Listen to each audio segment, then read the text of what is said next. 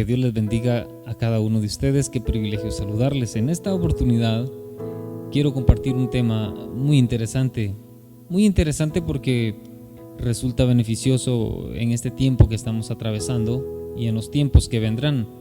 Como seres humanos somos personas que nos enfrentamos al temor, a la ansiedad o cualquier tipo de estas circunstancias.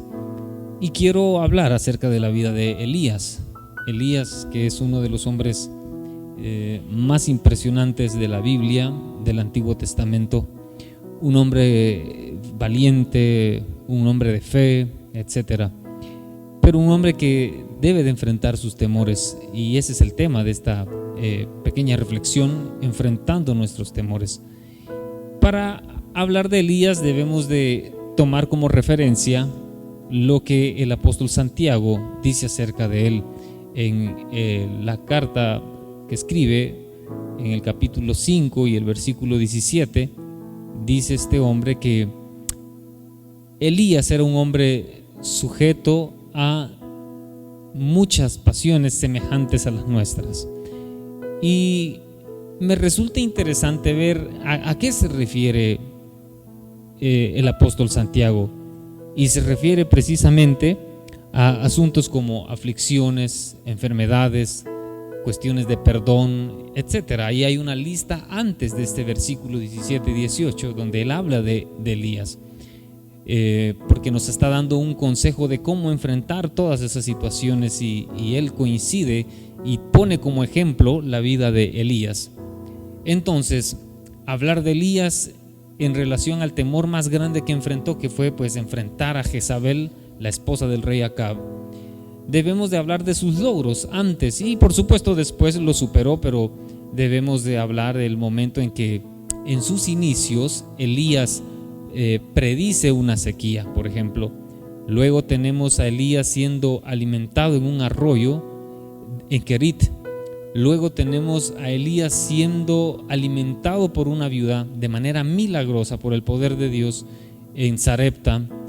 Luego Elías se enfrenta al rey Acab con todo el pueblo de Israel presente en el Monte Carmelo, donde desafía a los dioses de Baal y Acera y a todos esos profetas, 850, a quienes finalmente él mata, porque él gana esa batalla, porque Dios se la dio, porque Dios estuvo con él. Ahora nos instalamos en el capítulo 19 del primer libro de Reyes, y es lo que quiero que estudiemos en esta tarde. Acab, dice el capítulo 19, versículo 1 del primer libro de Reyes: Acab dijo a Jezabel la nueva de todo lo que Elías había hecho y de cómo había matado a espada a todos los profetas. Entonces envió Jezabel a Elías un mensajero diciendo: así me hagan los dioses y aún me añadan, si mañana a estas horas yo no he puesto tu persona como la de uno de ellos. Viendo pues el peligro, se levantó y se fue para salvar su vida, y vino a Berseba, que está en Judá, y dejó allí a su criado. Y él se fue por el desierto un día de camino, y vino y se sentó debajo de un enebro, y deseando morirse dijo: basta ya, oh Jehová, quítame la vida, pues no soy yo mejor que mis padres. Nosotros no podemos disociar el temor de la vida del ser humano, o en la vida del ser humano. Es algo que está allí. Lo vamos a enfrentar tarde o temprano en ciertas etapas de nuestras vidas, o en las etapas de nuestra vida siempre vamos a enfrentar el temor. Y Elías fue un hombre de una de esas personas, o como todos los seres humanos. Esos temores que enfrentamos nos pueden llevar al fracaso, o esos mismos temores nos pueden llevar al éxito. Enfrentarlos, superarlos con la ayuda de Dios puede llevarnos al éxito también.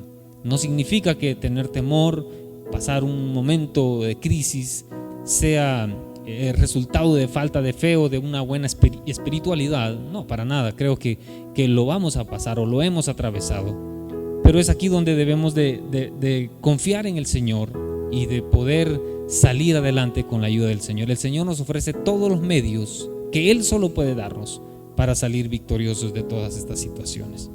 Ahora veamos cómo enfrentó a un inicio Elías esta situación donde él debe de huir. Huyó de la perversa Jezabel. Ya leímos los primeros versículos. Tenemos a Elías huyendo de una mujer. Ahora el enviado o el comunicado de Jezabel es, diciéndolo en mis propias palabras, en 24 horas debe de estar muerto Elías. Esa fue la orden. Y envía un mensajero, dicen los versículos que leímos, y la noticia llega a Elías. Ahora, ¿cómo lo asimila Elías? ¿Cómo asimila esta amenaza de muerte Elías? Orando, clamando a Dios, enfrentando a Jezabel. Bueno, lo enfrenta de la siguiente manera, lo encara de la siguiente manera, y la forma en que lo encara es huyendo de la presencia de Jezabel. Entonces, precisamente después de dar victoria, precisamente después del Señor darle una victoria a Israel y a Elías en el Carmelo, ahora tenemos a Elías huyendo. ¿Dónde está la valentía de Elías? Podemos nosotros criticarlo y podemos caer en un error. Recordemos lo que dije al principio, que es un ser humano, como lo ha dicho el apóstol Santiago. Es un ser humano. Ahora vamos a considerar algunas circunstancias. El entusiasmo del pueblo duró muy poco. Entonces la lección también es para el pueblo de Israel, porque le fue quitado el hombre de Dios. Y esto pasa cuando una nación, cuando el mundo se resiente, porque son quitados del mundo grandes hombres de Dios que nunca fueron valorados. Ojo con lo que estamos viviendo. Nadie protegió a Elías. Se volvieron a sus intereses pecaminosos. Me refiero al pueblo. Aunque definitivamente debemos de admitir que huir demostraba desconfianza. Y es en lo que podemos caer nosotros. Escapar, obviar las cosas y arreglar las cosas a nuestra manera, o simplemente escondernos tras el temor, refleja una desconfianza en el Dios Todopoderoso que tiene el control de todas las cosas. Ahora, ¿quién de nosotros no atraviesa temores? ¿Quién de nosotros no atraviesa situaciones difíciles? Yo creo que todos. Elías le pide a Dios, en medio de toda esta desesperación, que le quite la vida. Elías dice en su interior, dice: yo prefiero morir en las manos de Dios y no morir en las manos de esa perversa. Y así es como Elías lo dice: no soy yo mejor que mis padres, que tiene que ver diciendo, no soy yo mejor que Moisés, no soy yo mejor que Abraham, no soy yo mejor que Isaac. A ellos se refería precisamente. Entonces, en cambio, Dios le da una lección a Elías y le dice: yo no he terminado mi obra, aliméntate, come, bebe, porque largo camino te resta por recorrer. Y eso es lo que Dios puede decirnos si nosotros nos humillamos y reconocemos su poder sobre nuestras vidas. Creo que la solución nunca va a ser, por ejemplo, atentar con nuestra vida, por ejemplo, hundirnos en la ansiedad, en la depresión. Nunca va a ser la solución. Tomar tanto medicamento que puede dañar a nuestro cuerpo. Creo que la solución puede ser enfrentar ese temor con la ayuda del Señor. Muy bien. Procede entonces Elías a caminar 40 días, 40 noches, rumbo a un monte muy especial, el monte Horeb. Y en ese monte se esconde en una cueva. Esa cueva, dicen los expertos, que es la misma cueva donde Moisés estuvo también escondido, cuando también pudo ver la gloria del Señor muchos años atrás. Dios le pregunta: ¿qué haces aquí, Elías? El versículo 9 y el versículo 13 nos dejan ver en claro que Dios le insiste en preguntarle, como diciendo: este no es tu lugar, es una cueva donde estás metido, no podés vivir acá. No es el lugar de un profeta, no es un lugar de un siervo de Dios. Tú deberías de estar confrontando al pueblo, tú deberías de estarle dando palabras de ánimo al pueblo, tú deberías de estar también reprendiendo a los malos, que ese es tu deber, y no aquí refundido o refugiado en una cueva. Entonces, si nosotros estamos atravesando un tiempo difícil, como estoy insistiendo, creo que no va a ser la alternativa refugiarnos en el temor, refugiarnos en, por ejemplo, las excusas. Elías entonces a continuación presenta una serie de excusas. Dice, por ejemplo, parece que he trabajado en vano, dice Elías. Estoy luchando solo contra el mundo, y acusa al pueblo de haber abandonado el pacto. Han dado muerte a tus siervos también, dice este hombre. Esta es la excusa que presenta. No es que me esté burlando de Elías ni mucho menos, pero creo que no es suficiente delante de Dios todos estos argumentos. Ahora tenemos nosotros siempre excusas. El ser humano siempre se está excusando. ¿Por qué no sirve en la iglesia? ¿Por qué no trabajas en la iglesia? ¿Por qué no te vas al ministerio? Siempre tenemos una excusa para decir, no creo que esto. El ser humano siempre tiene excusas. Y me quiero también referir a aquellas personas que no logran ser felices en una relación de noviazgo o no buscar una pareja porque fueron dañadas en el pasado por alguna persona. Y siempre está diciendo, es que yo recuerdo a mi expareja. Y la hacen suya, aunque ya pasó mucho tiempo, y dice, mi expareja, y tengo tantos recuerdos de esa persona, y no lo han logrado sanar, y están refugiando, y lo tienen como una excusa para no poder conocer a nuevas personas. Creo que puede llegar ese momento donde conozcamos nuevas personas. Creo que puede llegar ese momento donde finalmente nos rindamos delante de Dios y le digamos al Señor que no tenemos ninguna excusa, que ya no podemos estar refugiándonos en el temor, que ya no podemos estarnos excusando, y entonces necesitamos recibir la ayuda maravillosa de nuestro Dios. Finalmente se da el encuentro, un encuentro con Dios, y es que un encuentro personal con Dios puede cambiarlo todo. El versículo 11, 12 y 13 en adelante nos enseña de lo que pudo haber sido una de las experiencias más impresionantes para Elías. Sucede que cuando finalmente está fuera de la cueva, en ese monte impresionante, Elías puede ver una manifestación del poder de Dios, y lo tenemos de esta manera. Dios se manifiesta y pasa un fuerte viento de primero. La Biblia dice que en medio de ese fuerte viento no estaba Dios.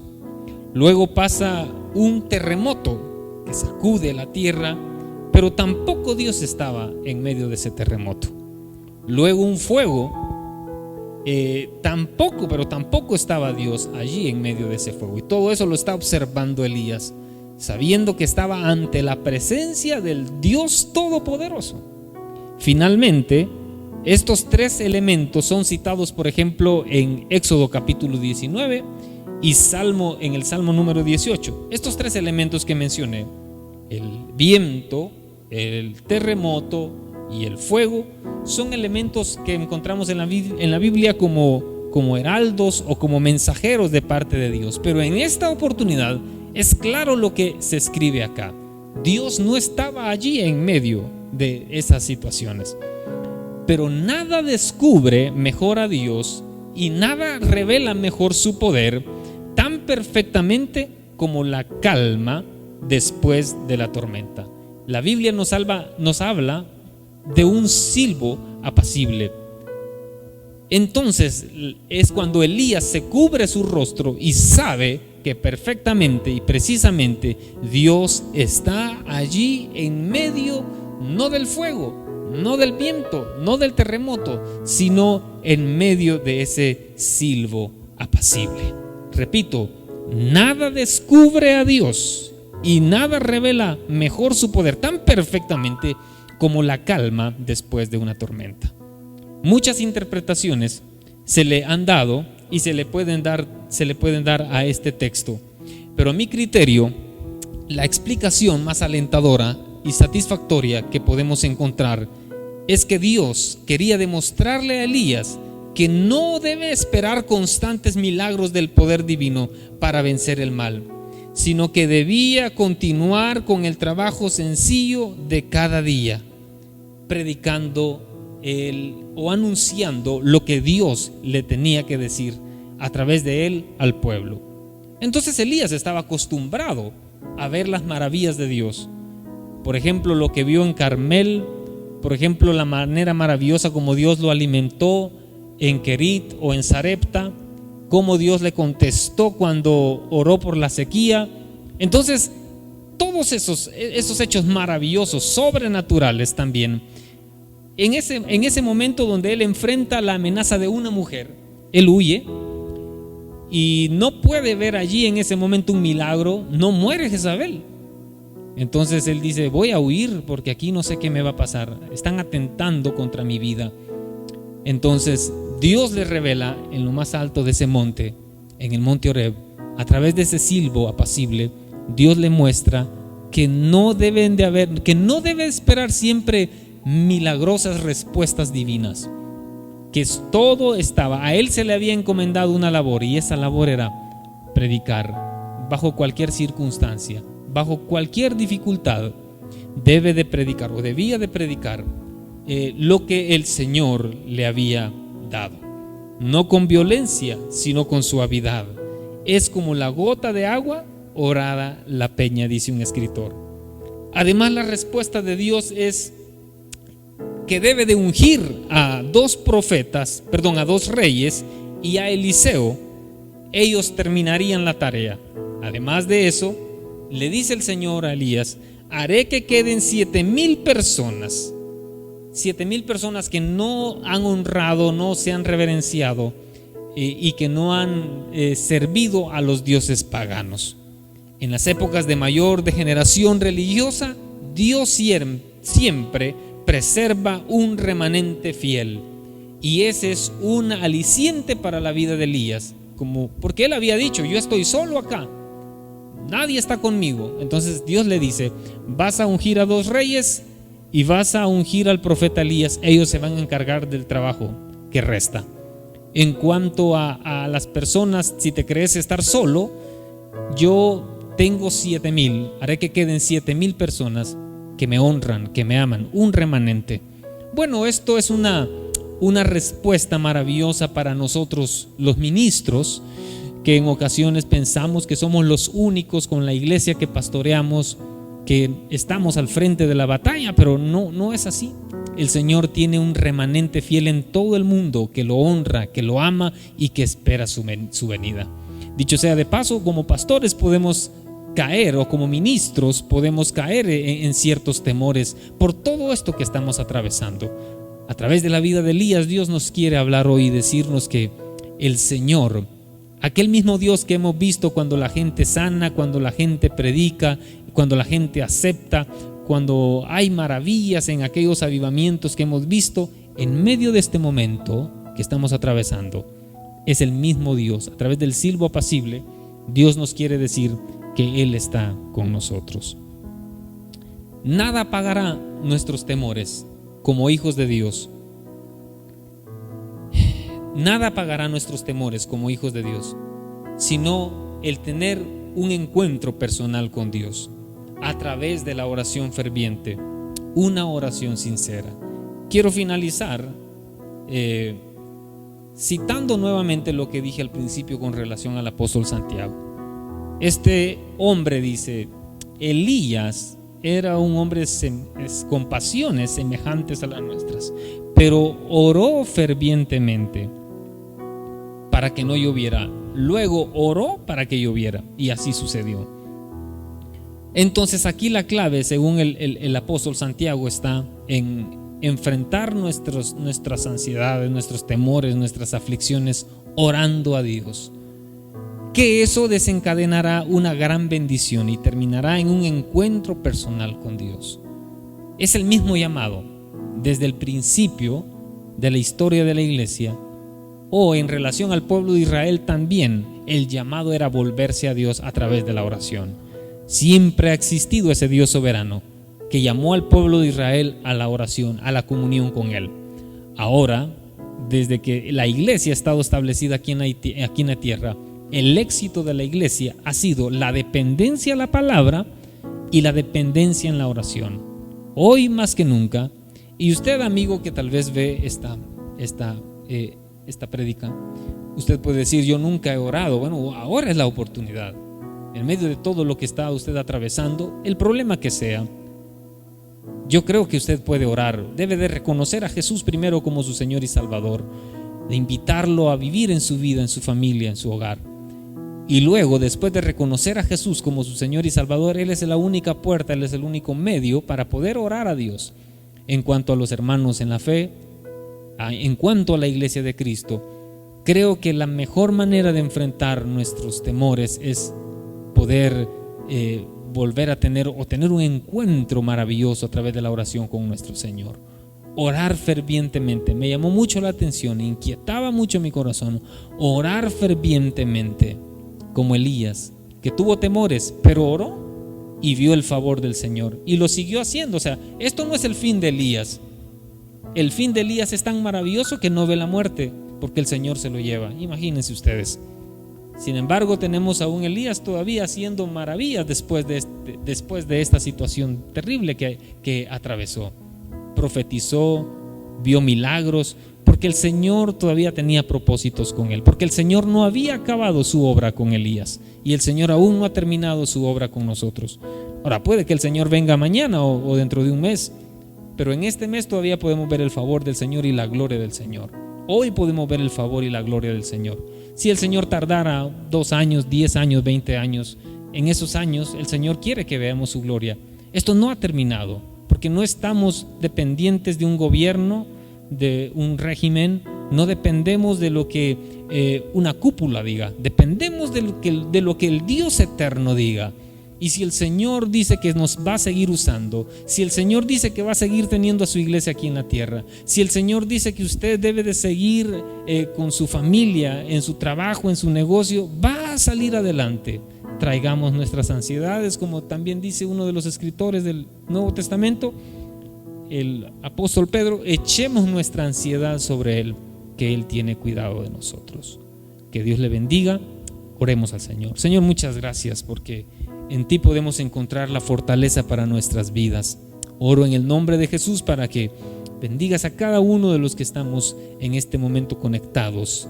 Bendigas a cada uno de los que en este momento están viendo este video, esta prédica, y que recuerden que no importa el temor que por el que estamos atravesando, no importa la aflicción, si lo llevamos a tu presencia, si oramos fervientemente, si te clamamos, si nos volvemos a ti, tú nos vas a ayudar y nos sacarás victoriosos y más que vencedores. En el nombre poderoso del Señor Jesús. A ti sea la gloria, la honra, por los siglos de los siglos. Amén.